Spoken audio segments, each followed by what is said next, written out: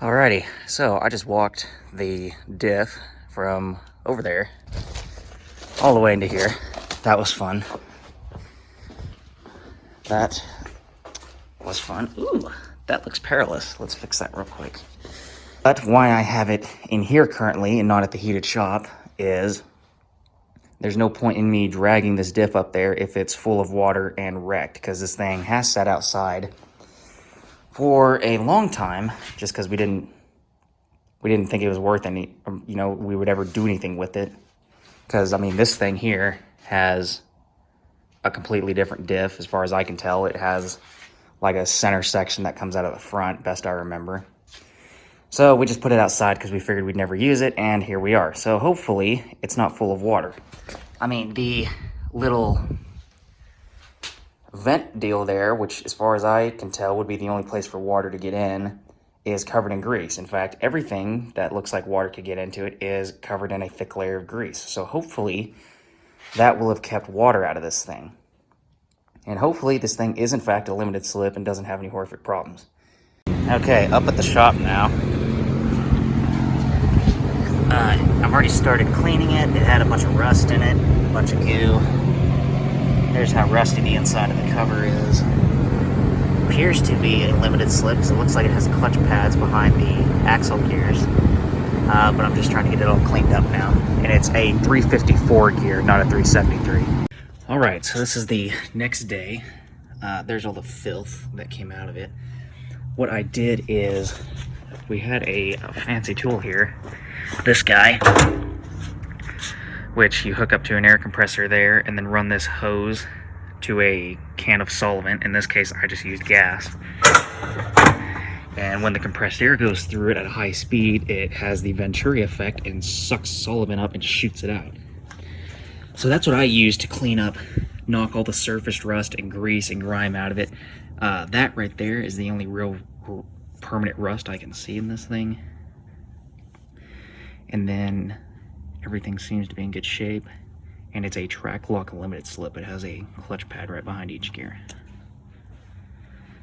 And all the teeth look fine. So there's that. But there is, if you can see, all of that is pretty much just a decent layer of fine rust. Pretty much what all of that is. And that's just what was caught in the pan. That's not what was all shot out of it when I was using the air tool. So it had a bunch, and I haven't even touched the axle tubes yet. The axle tubes are also full of a whole bunch of disgusting mess that I gotta clean out of there. So there was a whole bunch of gross in it. And all in all, it cleaned up really good. I mean, the carrier, the teeth on it, a lot of the crap that's on there now is lint from the rag I wiped it off with, but really no wear in the teeth or anything. Everything spins smooth. Got a little bit of surface rust right there on the pinion gear, but other than that, it looks really, really good. The only problems is that guy is I am just gonna go ahead and replace all the bearings, because this one, for instance, did get some moisture in it, and that's junk, unfortunately. So I got to order bearings. The gears, fortunately, seem to be all right. And this diff had to have been rebuilt before, because somebody etched in. If I can get the light right, maybe. We'll look on this one. Somebody etched in some stuff there on the pinion. There's the same markings on the ring gear. It's got, shims in it that I don't think the factory shimmed these. Maybe I'm wrong. But it's got shims in it, and it's got 2 brands of bearings in it. So I believe somebody's worked on this before. And I'm assuming they rebuilt the whole thing, because the gears look, at least the ring and pinion look really, really good. Maybe they didn't replace the spider gears, but it looks to be in really, really good shape. So I'm going to order bearings. We're going to put new bearings and races in it. Obviously, we're going to do all the seals, because we might as well. We're already here. And then to fix the 5-lug, or to fix the 6-lug issue on this. So what I'm going to do is I got to take a couple of measurements on these ones, namely the bearing journal and just double check the measurements from their website. But I'm gonna order some axles from, I believe it's Dutchman axles, and they'll pretty much make the axles identical to these. It'll just have the truck 12 bolt hub on the end of it with the 5-lug pattern and the right register diameter. And then we can start putting this thing together, and it should just pop back into the 68. The only problem I'm not sure what we're gonna have to do with is the backing plates, because I really would like to keep the brakes from the truck 12 bolt since they're all new and whatnot. And I don't know if the backing plates from the truck 12 bolt diff will bolt up to this Dana 44, but even if they don't, I'm pretty sure that I can put these backing plates back on, and the guts from the, the brakes, the actual hardware from the other diff will fit into these whatever backing plates. But that'll just be something I have to figure out later. And also, don't know if I mentioned, gently flip this over. So I figured out what kind of a limited slip this is. This is a track lock limited slip. And the way a track lock limited slip works is pretty, I've never driven one with it, so I don't know if it actually is good. But the concept seems to be pretty clever. So right now, you can see, I can spin one gear and the other gear spins the opposite way, meaning this is not locked up. Absolutely no resistance here. So the way this limited slip works is whenever you have torque applied through the pinion to the ring gear, and then you have a little bit of a load on either axle, meaning either of these gears, because of the angle of the spider gears, it wants to push this gear and that gear away from each other. And so between these gears and the carrier is a pad that grips the that pad, that clutch disc, better term, has the same splines and grabs the axle shaft, I think. And so whenever it pushes apart, the gear bites into the clutch disc as it pushes itself into the carrier, and effectively, locks everything up. And then whenever you don't need it to be locked up and you have a low load, like you're just coasting around a corner, it unlocks and freewheels. So don't know if it's any good or not, but it worked when it was in the truck, and it seems like a pretty good concept. So I guess we'll see how that all works out. What are we doing, guys? Refurbishing the Diff. No, I'm just kidding. I hate when people say that. You think they know how to say something other than guys. How?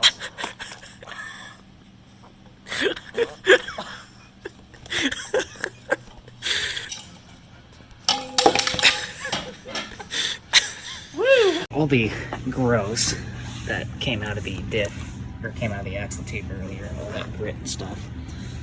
This started off as a joke, but it honestly has been working really, really good.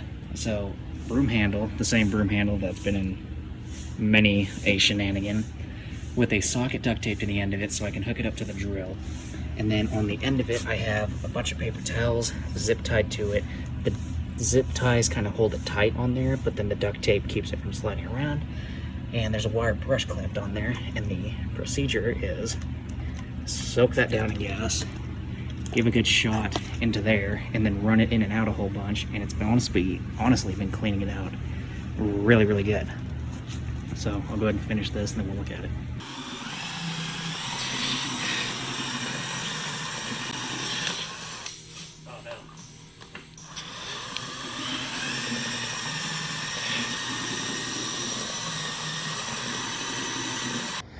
And we got the axle tubes cleaned up per the methods you saw earlier, and you can see there's quite a bit of, they cleaned up real good. There's nothing loose in there anymore, but they're pitted pretty good.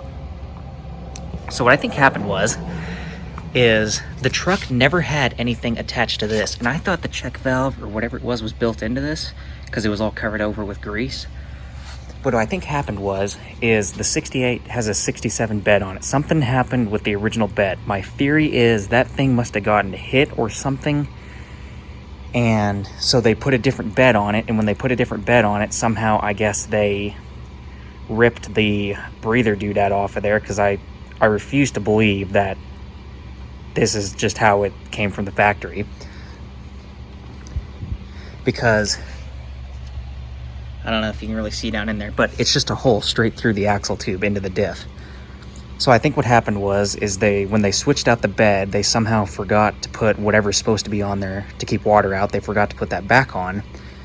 And who knows, maybe they took it to the lake, maybe who knows what happened. But my theory is water got in the diff originally, trashed, the bearings and everything, and it started whining and screaming. And that would explain why the axle tubes are pitted so bad, because I don't see how the axle tubes could be pitted real bad, but everything else in here be relatively good. Will actually be really good. I think whatever all the pitting in the axle tubes happened prior to it being rebuilt. So I think it got water in it, probably through that little breather deal, wrecked the diff, and then they rebuilt it, which would explain why the axle tubes are so pitted, yet our center section over there is really good. So I think that's what happened with that, and I'm going to put the tube and check valve that I got off the Tahoe that's on the other diff on this one whenever it goes in the truck, if it ever goes in the truck. But the axle tube cleaned up really good, surprisingly. I mean, for how gross and disgusting it was before. I'm gonna run a oil-soaked rag through there a couple times to get any dust. And then I've obviously got to knock those races out and clean all that up. So that'll be fun, but I mean, yeah, see, the other axle tube cleaned up real good. It wasn't quite as bad as this other side, but it was still pretty bad. So there's that, just more cleaning, more cleaning, more cleaning, more cleaning. Trevor's how to do safety. Safety. Should have videoed it earlier when it was creaking. Making scary sounds.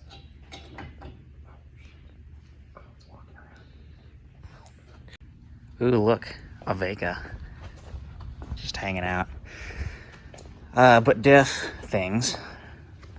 So, after a considerable amount of screwing around with this thing, I think it is finally ready to go, maybe.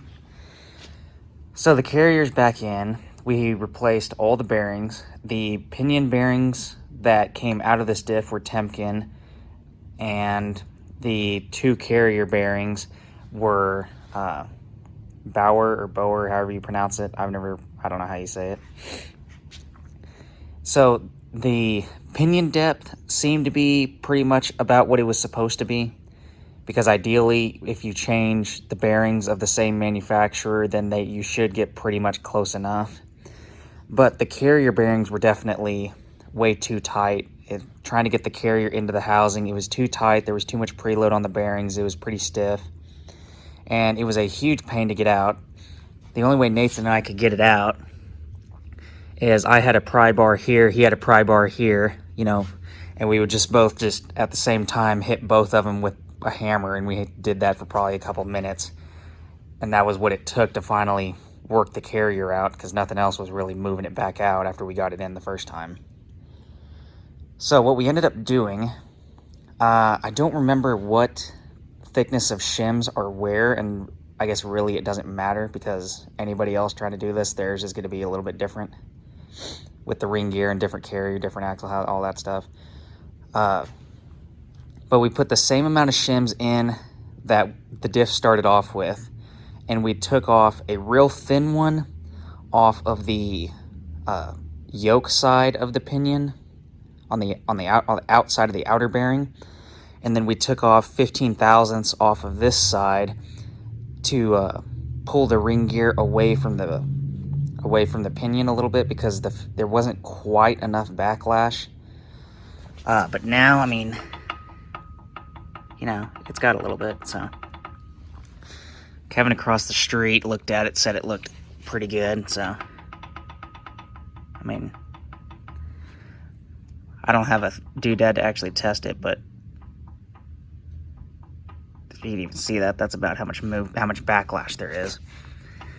And then if it hasn't worn off, the wear pattern looked pretty good. Originally, our wear pattern was right down here on the bottom of the teeth, but moving the ring gear out 15 thousandths.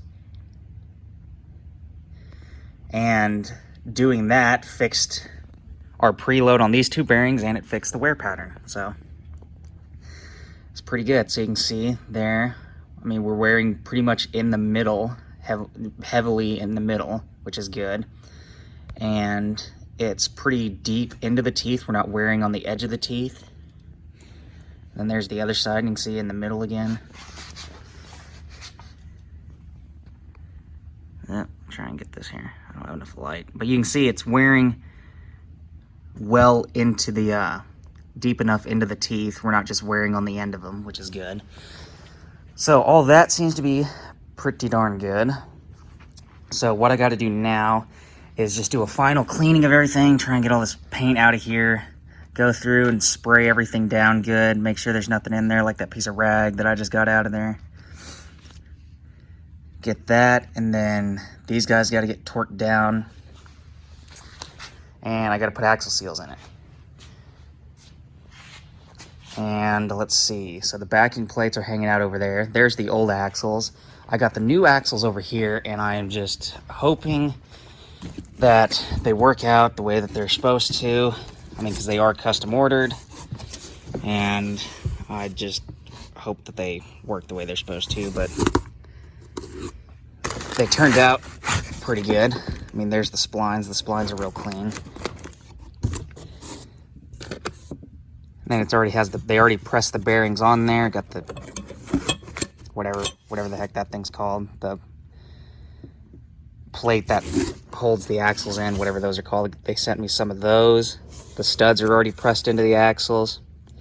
And all of this came from, well, it's upside down. All this came from Dutchman Axles. And so it seems to be a pretty cool company. They're out of Portland, Oregon now or something like that. And it wasn't incredibly cheap just because these type axles are a little more effort than just doing something like for the truck 12 bolt that's currently in the truck. But I mean, all in all, it wasn't that bad, and you know, they seem to be of pretty good quality, and if they work, they work. So I'm gonna try and start working on this and hopefully make some headway here. Okay, so it's been like 6 or 7 months later because life got busy. I did end up getting the Dana 44 back in the truck. I didn't video any of it because it was going to be my last day to really have time to mess with it because the spring semester was starting. So, didn't video any of it, so I'll talk about some of it now. So, Diff's painted it in, and let's see, we'll just start. Sealing up the cover. The kit I bought, that came with all of the bearings and all that. The bearings, the races.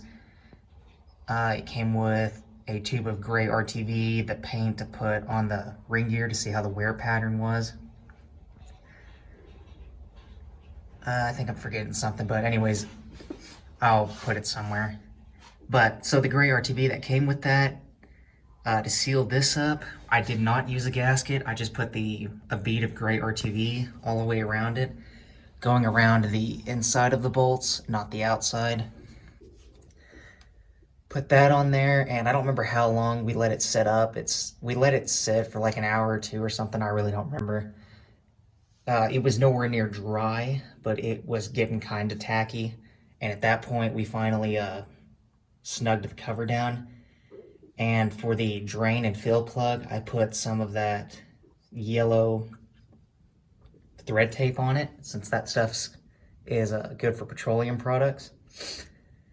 Just don't put so much on there that you have a bunch on the threads inside the cover or inside the diff that are just kind of flopping around, hanging in there. You don't really need a whole lot of thread tape on there just because there isn't a whole lot of thread engagement.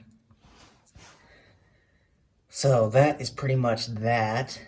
The brake lines, obviously I couldn't use the brake lines from this differential because they, well, one, One side was missing, and two, it had just been sitting open to moisture and water and everything for however many years. So this is the same brake line from the truck 12 bolt. And again, because we were so rushed for time, it's just kind of crudely hung up in here. But so it goes along, and then it has one of these rubber isolating clamp deals at the factory location, and then has this block piece just like the other one did, except there obviously wasn't a mount here, so we just grabbed the brake line right here. And then all that's just the same stuff from before. And there's another one of those clamps up there on the diff grabbing the brake line, and then it runs all the way across to the other side. And then it has the same breather tube, which runs right up there and has that little check valve on the end of it from the Tahoe. And I also put some RTV all around the hose just to make sure that no water gets in there again. We have the same U-bolts and all that stuff from, well, actually that doesn't matter because those are original to the truck and this diff is original to the truck. Things that were changed, I don't remember what I ended up mentioning. So Dana 44, it has the Dutchman axles that I ordered, and it's somewhere, if I haven't already, the specs for what I ordered will be posted there, but keep in mind that this diff is by no means a guarantee to be the same as any other Dana 44, because these things are, from what I've been reading, from what I read about them, these are basically like the Chevy small block of differentials. There's all different kinds of variations of them. Like this one's offset to the side. You could get them offset left, offset right. You could get them centered. You could get them without the axle tubes where they just have a flange right there for half shafts. I mean, there's all different kinds of variations that they made this differential in. So if I do end up posting what I ordered, then that's by no means a guarantee that it's the same as anybody else's, and it needs to be checked. Because even what Dutchman had posted on their website for what axle specs this thing should have taken, theirs were, whoever they got that information, their diff was even different than this one, and they were both from a second gen GMC. So whatever the specs are, just check them against your own. But so Dana 44, and then it has the Dana 44 backing plates because the truck 12 bolt ones were completely different. The truck 12 bolt drum does fit, and we're using that since it has the 5 lug pattern and all that jazz. And I like that it has kind of these cooling ribs on it. I think that's kind of cool. Pun intended. So we got that. It has the truck 12 bolt wheel cylinders from it, and all of the brake hardware from the truck 12 bolt. I can't remember exactly because it was so long ago, but I thought we had some kind of a problem with that piece of metal that runs between the brake shoes up here by the wheel cylinder. I don't remember if that one came from the Dana 44 brakes or if it was the truck 12 bolt brakes, or if we had to modify it somehow or what. But I don't remember it being too time or labor intensive. Whatever it was a quick fix. But so something might have happened there. Otherwise, same brake shoes, same everything else. Shock mounts obviously in the same place, being that this is the original diff. The parking brake deals, pretty much the same thing. I just had to adjust the parking brake cable. Not that the parking brake is really good for anything in these trucks.